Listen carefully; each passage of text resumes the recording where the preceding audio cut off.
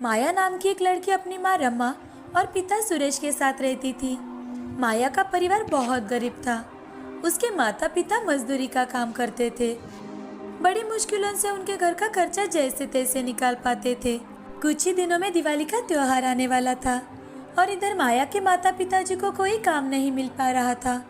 एक दिन माया अपनी माँ से, माँ, दिवाली आने वाली है तो हमारे घर में भी नए कपड़े पटाखे लाएंगे ना पिताजी? मेरी सारी सहेलियाँ नए कपड़े और पटाखे लाने वाली है। हम दिए भी जलाएंगे और हमारे छोटे से आंगन में रंगोली भी बनाएंगे। माया अपनी माँ को अपने सपने बता रही थी। उसकी बातें सुन रमा मन ही मन बहुत दुखी हो जाती है और अपने बेटी को गले लगा लेती है और माया से, माया, तुम तो जानती हो बेटा, तुम्हारे पिताजी और मैं मजदूरी करके घर चलाते हैं और हमारे पास कुछ दिनों से कुछ भी काम नहीं है।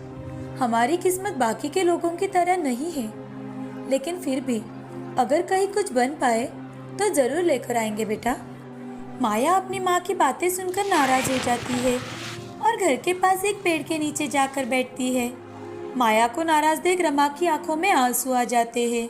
अब रमा अपने घर के काम में लग जाती है। दिवाली आने में कुछ ही दिन बाकी थे। उसी में माया उदास होकर एक नदी के किनारे पर बैठी थी।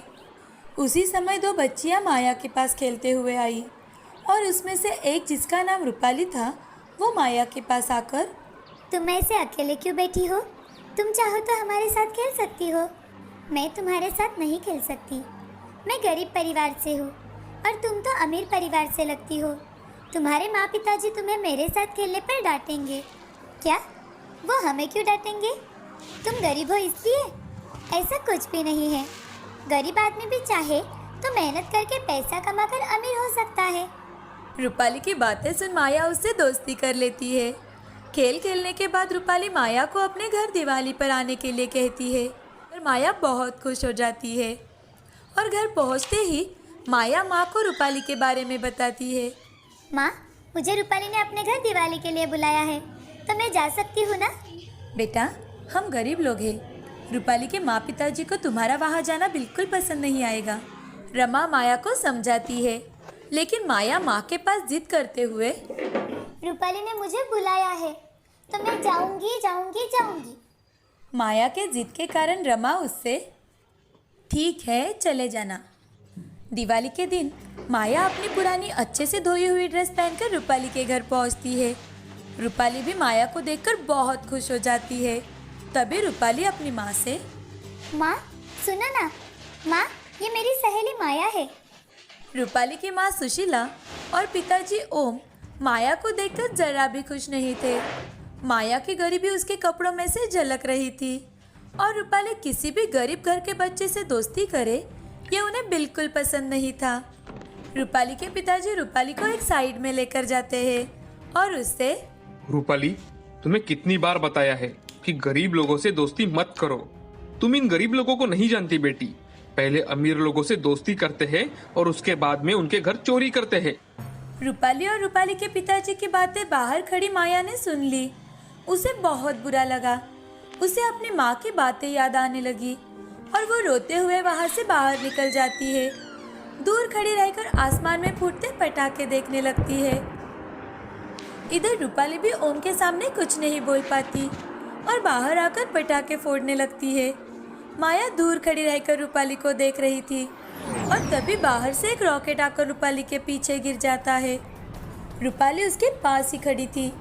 माया ने दौड़कर जाकर रूपाली को वहां से हटाया। रूपाली को वहां से हटाते ही जोर जोर से पटाखे फूटने की आवाज़ हुई।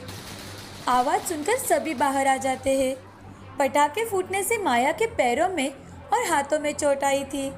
ये देख रूपाली माया से कुछ बोलती, तभी रूपाली के पिता रूपाली से, रूपाली मेरी बच्ची, तुम्हें कुछ हुआ तो नहीं ना? पिताजी, आज अगर माया ना होती तो मुझे जरूर कुछ न कुछ होता। उसी ने मेरी जान बचाई है। रूपाली के पिताजी माया की ओर देखते हैं और माया से, माया, मैंने तुम्हें इतना भला बुरा कहा, फिर भी तुमने रूपाली की जान बचाई है। रूपाली मेरी दोस्त है, उसे बचाना मेरा फर्ज है मालिक। तभी ओम की नजर माया के जख्मों पर जाती है। मालिक नहीं बेटी, चाचा जी। तुम्हें कितनी चोट आई है बेटी? चलो अंदर चलो, मैं अभी डॉक्टर को बुलाता हूँ। बेटी माया, मुझे माफ कर दो, मैंने तुम्हें गलत समझा। ओम को अपनी सोच और गलती का पछतावा होता है। अब रूपाली के माँ पिताजी मिलकर माया को बहुत सारी मिठाइयाँ और नए कपड़े दिलवाते हैं।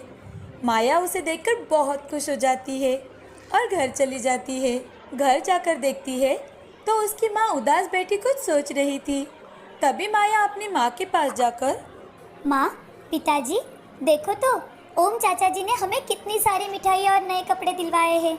माया की माँ माया को खुश देखकर बहुत खुश हो जाती है, लेकिन माया के हाथ और पैरों में लगी पट्टी देखकर परेशान होकर उससे पूछती है, अरे बेटी, ये क्या हो गया तुम्हें? माया सारी घटी घटनाएं माँ को बताती है कि कैसे रूपाली को बचाते बचाते उसे चोट लग गई। उसी वक्त रूपाली अपने माता पिताजी को लेकर माया के घर पहुंच जाती है। उन्हें उसके घर आते देख माया की माँ और पिताजी, मालिक, आप हमारे घर? सुरेश, तुम्हारी बेटी बहुत बहादुर है और ईमानदार भी। उसने आज मेरी बेटी रूपाली की जान बचाई है। सुरेश, मैं चाहता हूँ आज तुम सब हमारे साथ दिवाली मनाओ। रमा ने माया को गले लगा लिया। ये उनकी पहली दिवाली थी कि उनके घर में मिठाइयाँ, तोहफे और नए कपड़े आए थे।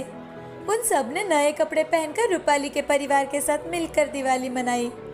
ओम ने अब रमा और सुरेश को अपने फैक्ट्री में ही अच्छी तनख्वाह देकर काम भी दिया। इसीलिए अब सुरेश और रमा भी बहुत खुश थे।